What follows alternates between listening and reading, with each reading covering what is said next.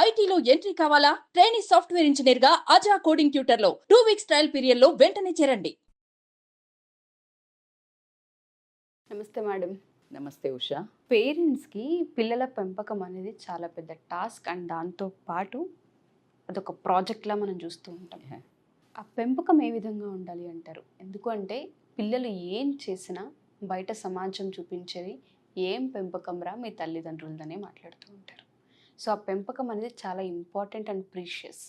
ఒకసారి దాని గురించి. చాలా ఇంపార్టెంట్ టాపిక్. ఏది మనం అనుకునే భయంకరమైన ఎపిడమిక్ ప్రాబ్లం ఏది పేరెంట్స్కి గ్లోబల్ ఎపిడమిక్ ప్రాబ్లం ఈజ్ పిల్లల్ని పెంచటం. ఆ పిల్లల్ని పెంచటం ఎలా అని వాళ్ళు రాంగ్ అని మాత్రం చెప్పలేకపోతున్నాం, కానీ చెప్పాల్సి వస్తుంది.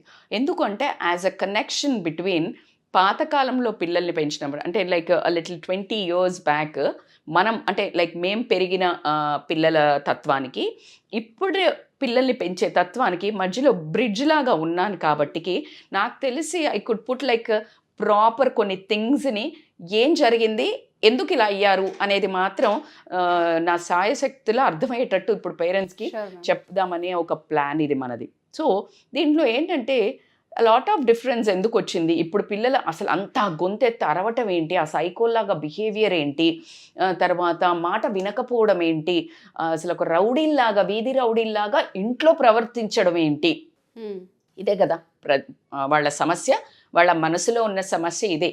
అసలు నువ్వు ఏదైనా ఆపితే రణరంగాలు చేసి గొడవలు పడేసి కొట్టడానికి వెళ్ళి బ్రేక్ చేసి ఇలాంటివి జరుగుతున్నాయి. సో దీనికి ఏంటి బ్యాక్గ్రౌండ్ వర్క్ అంటే అసలు ఒక జనరేషన్ ఒక 20 years బ్యాక్ తీసుకుంటే కనుక ఎట్లుండేదంటే పిల్లలు అల్లరి అంటే ఏంటంటే ఏది మనం అనుకునే అల్లరి కాదు. ఏంటి, ఇంట్లో వాల్యూమ్ తగ్గించురా, లేకపోతే చదువుకోరా, ఫోన్ పక్కన పెట్టురా, ఈ అరవడం ఈ అల్లరి కాదు. అప్పుడు అల్లరి అంటే ఏంటంటే పిల్లలందరూ కలిసి అలా 4 కాగానే స్కూల్ నుంచి వచ్చి చక్కగా ఫ్రెష్గా స్నానాలు కాళ్ళు చేతులు కడుక్కోనో పిల్లలకు పరిగెత్తుకుంటూ బయటికి వెళ్ళిపోయి అదే స్కూల్ అయిన పిల్లలైతే వాళ్ళు లేకపోతే పక్కన ఇంటి ఉన్న ఫ్రెండ్స్తో స్నేహితులతో పరిగెత్తుకుంటూ వెళ్ళి ఒక గిల్లిదండ అంటారు అది కానీ, బాల్ కానీ, కబడ్డీ కానీ, ఖోఖో కానీ, ఇలా పంటలేసి ఆడడం కానీ, ఇలా రకరకాల గేమ్స్ ఉండేవి. ఆ గేమ్ ప్రతి గేమ్ ఒకటి ఆటలు చిల్లర అల్లరి చిల్లర ఆటలు అనుకునేవి లైఫ్లో పాఠాలు నేర్పేవి. ఎలా అంటే ఆ పిల్లలు ఎప్పుడైతే ఆడుతుంటారో దాంట్లో ఎవడు మనవాడు అందరూ ఉంటారు, కానీ గేమ్లో ఒకడు విగరస్గా పోటీతత్వం ఉన్నవాడు కనిపిస్తాడు. ఆ పోటీతత్వం ఉన్నవాడిని ఎలా బీట్ చేయాలి అని లోపల ఇన్ఫీరియర్గా ఉన్నవాడు ఎలా ఓటమిని ఎదుర్కోవాలో నేర్చుకుంటాడు. ఒక ఫ్రెండ్ కదా, వాడు రివెంజ్ తీర్చుకోడు. సో అలా యాక్సెప్టెన్స్ వస్తుంది, ఓటమి అంటే వస్తుంది, గెలుపు అంటే వస్తుంది, ఎవడు చీటింగ్ చేస్తున్నాడు, మనల్ని మనవాడేవాడు పరాయి వాడేవాడు, ఇలా బోలెడన్ని మనస్తత్వాలు అర్థమవుతాయి. ట్రూ. ఇవి ఏంటి అంటే ఇవి ఏవి లేక ఇవన్నీ ఉన్నప్పుడు ఏం జరిగేవంటే ఇలా అందరూ అంటే ఇంటికి రాగానే ఆ తల్లిని కౌగిలించుకోనో తండ్రి భుజాల మీద ఉండో, నాన్న వీడు ఇలా చేశాడు నేను ఇలా చేశాను తెలుసా, ఇలా తల్లిదండ్రితో గొడవలు తక్కువ టైం స్పెండ్ చేస్తారు కదా. స్కూల్ అయిపోయింది, ఆటలు అయిపోయినాయి బాల్యం దగ్గర. సో వీడు అల్లిసిపోయి వచ్చే వరకు తల్లికి ఏముంటుంది, చక్కగా వీలైతే హోంవర్క్ చేయిస్తుంది, దాని తర్వాత ఫుడ్ పెడుతుంది. ఈ అరిచేది ఎక్కడ లేదు, కోపం లేదు, ఓన్లీ ప్రేమ, గౌరవం, తండ్రి మీద ఒక రెస్పెక్ట్, ఇలాంటివి ఉండేవి. సో ఇక్కడ ఏమైంది, ఈ జనరేషన్కి వచ్చేవరకే నో అవుట్డోర్ గేమ్స్. ఈ అవుట్డోర్ గేమ్స్ ఏది లేకపోయేసరికి ఏమైందంటే వీళ్ళకి డిప్రెషన్, ఎవ్వరూ లేరు. 4 గోడల మధ్య ఆ ఫోన్లో ఆ బ్రిక్లో ఏదో ఉన్నాయి కదా కొత్త కొత్త గేమ్స్, వెరైటీ గేమ్స్, అది ఇట్లా పడుతుంటే వీడు దూసుకుంటే వీడే విన్నర్గా, వీడు ఇంకోటి ఏంటంటే అందులో వాడికి సరిగ్గా స్కోర్ రాకపోతే అగైన్ ప్లే అగైన్ అంటది. లైఫ్లో ప్లే అగైన్ ఉండదు, అది దాచిపెడుతుంది నీ మైనస్ని. Because you are not sharing with anybody. ఎవరు చూడట్లే నీ లోపాలను, ఎవరు చూడట్లే నీ పోటీతత్వాన్ని, ఎవరు చూడట్లే, ఎప్రిసియేషన్ లేదు, నా కోపట్టం లేదు, no correction. Where he will learn, how he will learn?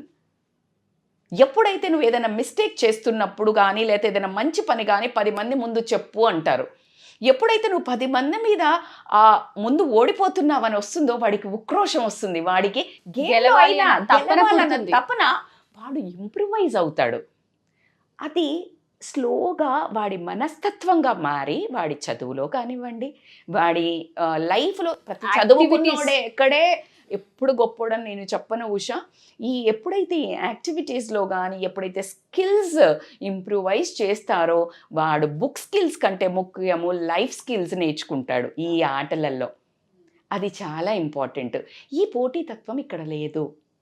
లేకపోయేసరికి వాడికి వాడే అంటే దాచిపెడుతుంటాడు కవర్, వాడు మైనస్ పాయింట్స్, వాడు గెలిచిన అప్రిసియేషన్ లేదు. సో అలా ఏది లేకపోయేసరికి నీకు ఏం వాల్యూ తెలుస్తుంది? కిక్ అంటే ఉండదు, కిక్ లేదు, హార్మోనల్ ఎక్స్చేంజ్ అంటే లైక్ ఏది లేదు. ఇప్పుడు ఈ అబ్బాయిలు అమ్మాయిలది కూడా ఫ్రెండ్షిప్, అసలు వాడు ఊరికే జడగిల్లుకుంటే వెళ్ళేవాడు.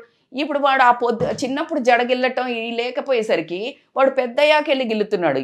వాడికి ఏదో చీడపురుగు వేషాలు చెయ్యాలి, అది టీనేజ్లో చేస్తున్నాడు, బయటికి పోయి అల్లరి చిల్లరిగా చేస్తున్నాడు.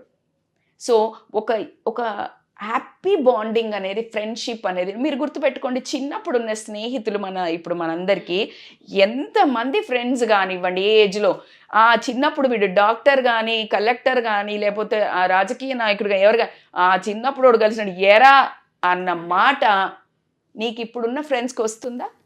అసలే రాదు. So coming to the point that బాల్య స్నేహితులు, ఆ బాండింగ్, ఆ రియాలిటీ లవ్ అనేది చాలామంది మిస్ అయ్యి 60-70 ఏళ్ళున్న సిటిజన్స్ కూడా చైల్డ్హుడ్ స్కూల్ గెట్ టుగెదర్స్ పెట్టుకోవడం, స్కూల్ ఫ్రెండ్స్ని కలవడానికి ఇష్టపడుతున్నారు. 50 years బ్యాచ్ అని మా చిన్నాన్న వాళ్ళు పెడితే ఫోన్, నేను షాక్ అసలు. 50-60 years ఇప్పుడు అసలు నోబడీ ఈజ్ లైక్, ఎందుకంటే వీడు ఎక్కడో మనుషులతో కలవడం, మనుషులతో మాట్లాడడం, ఫ్రెండ్షిప్ చేయడం, పేరెంట్స్ ఎంకరేజ్. మీకు పబ్జి గేమ్ ఎందుకు హైలైట్ అయింది తెలుసా? ఎక్కడెక్కడో ఉన్న వాళ్ళు ఒక గేమ్ ద్వారా కలుస్తున్నారు. అరే చంపురా, లేరా, వీడు అరే ఉరే come on do it. That is happily enjoying indoorly that outdoor feeling. అదే అందుకనే పిల్లలకి బాగా నచ్చి వెళ్ళింది. అంటే వాళ్ళు తీసుకెళ్తున్నారు ఫ్రెండ్స్, వాళ్ళని ఆకట్టుకుంటున్నారు. దేశ విదేశాల్లో ఉన్న వాళ్ళు కూడా కలిసి ఆడే గేమ్ పబ్జి. పిల్లలకి ఎప్పుడు బయట తిరగాలి, బయట పిల్లలతో ఆడుకోవాలని ఉంటుంది. కానీ పేరెంట్స్ మనం బంధించేసి తెలియకుండా వాళ్ళలో ఉన్న స్కిల్స్ ని బంధించడం కూడా ఏం లేదురా. ఏం చేస్తారు వీళ్ళకి? ఇప్పుడు అసలు బయటికి ఏ పేరెంట్కి ఓపిక లేదు. వాడు అల్లరి చేస్తున్నాడా, ఫోన్ ఇచ్చేసాం. మరి ఆ ఫోన్ ఎందుకు తప్పు అవుతుంది? నువ్వు స్క్రీన్ టైం 1 hour పెట్టేసి వాడికి గేమ్స్ ఆడిపించటం, మళ్ళీ నువ్వు పక్క నుండి ఓ క్లాస్కి, ఓ కరాటా క్లాస్కి లేకపోతే ఏదో ఒక క్లాస్కి తీసుకెళ్ళి దాంట్లో మళ్ళీ నేర్చుకో, గన్ను పెట్టి నేర్చుకో అన్నట్టే ఉంది. అరే ఏం నేర్చుకుంటాడు వాడు? నువ్వు ఇట్లా వెనకాల సెక్యూరిటీ గార్డ్ లాగుంటే లీవ్ దెమ్. అసలు ఇలా పరిగెత్తుకుంటూ వెళ్ళి వాడు ఇష్టం వచ్చిన ఆటలు ఆడి వాడు ఇట్లా పూసుకొని వాడు ఇట్లంతా చెమటతోటి వచ్చి ఆ ఫీల్ ఇప్పుడు పిల్లలకు ఉందా? లేదు. సో అలా కొంతమందే ఉన్నా కూడా వాళ్ళకి ఈ ఇంట్లో మాట్లాడుకున్న పేరెంట్స్, ఆ తల్లి దగ్గర నుంచి కానీ తండ్రి దగ్గర బిహేవియర్ గురించి మనం చాలా వీడియోస్ చేస్తాం. And wonderful response we are getting. చాలామంది, and I'm so thankful to each and every one and acknowledging that it is correct. And మా తప్పులు కూడా ఉన్నాయి అని చెప్పే ఒక లేడీ చాలా బాగా పెట్టింది. మేడం కరెక్ట్ చెప్పారు, నా కోపం నాకు కంట్రోల్ అవుతలేడు, నా పిల్లల్ని పెంచడానికి నాకు, and thanks for your advice అని. ఐఎమ్ రియల్లీ హ్యాట్స్ ఆఫ్ అమ్మ. మన తప్పుల్ని మనం గమనించి ఎక్నాలెడ్జ్ చేసిన రోజే ఎదుగుదలకు ఉంటుంది, బీజం పడుతుంది. మన పిల్లలు కదా, నేర్చుకుంటే తప్పే ఉంది. చాలామంది అదే ఇంకొక కోణంలో ఆలోచించాలి, మా తెలీదా ఏంటి? అరే అమ్మ, తెలిసిన వాళ్ళు హ్యాపీగా 10 మందికి నేర్పండి. నేను నా వంతు ప్రయత్నం నేను చేస్తున్నాను. అదే నేను చెప్పే, తెలిసిన వాళ్ళు నేర్పండి. కానీ తెలియని వాళ్ళు ఏ మాత్రంగా ఈగోకపోకుండా, మన పిల్లలు కదా, మన పిల్లల ప్రవర్తన వేరే పిల్లలకు కూడా ఎఫెక్ట్ అవుతుంది. నీ ఒక్క పిల్ల కాదు, నా పిల్లలు ఎటు పోతే పోయింది అని అనుకునడానికి కూడా నీకు లేదు. సమాజం అయ్యేదే మన పిల్లలతో. Each and every kid is a society when they are together.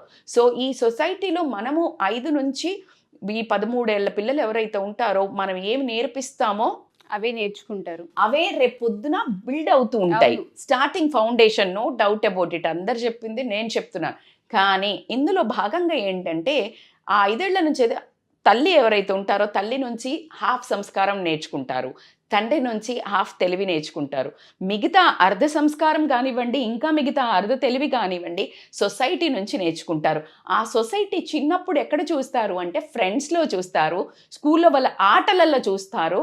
So ఈ ఆటలు అలవక వాళ్ళు వెళ్ళి ఆడుకునే అంత వాతావరణం కనిపించడం కానివ్వండి, ఈ గ్యాడ్జెట్స్ త్రూ ఆడే ఆటలు కాకుండా రియల్ టైం గేమ్స్ అంటే వాళ్ళు వెళ్ళి మనం చిన్నప్పుడు ఆడుకున్న గేమ్స్ని మళ్ళా హిస్టరీ రిపీట్స్ అని ఫ్యాషన్లో అనుకుంటున్నాము. అప్పుడుండేరా బెల్బాటం పాయింట్లు, లేకపోతే అప్పుడుండేరా అని మాట్లాడుకున్నట్టు పెంపకం కానీ గేమ్స్ కానీ history should repeat. Then only from ground level మళ్ళా ఒక సొసైటీ బ్యూటిఫుల్ వండర్ఫుల్ మళ్ళా back. Thank you so much Rachita ma'am.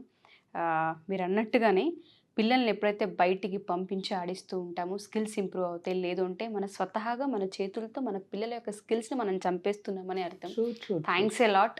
చాలా పెద్ద సబ్జెక్ట్, బట్ చాలా షార్ట్గా చెప్పాల్సిన మెయిన్ పాయింట్స్ చాలా పేరెంట్స్కి చాలా స్ట్రైట్గా చెప్పారు. ఇంతకు మించి మనం కూడా ఇంకేం చెప్పలేము ఒక వీడియో త్రూ.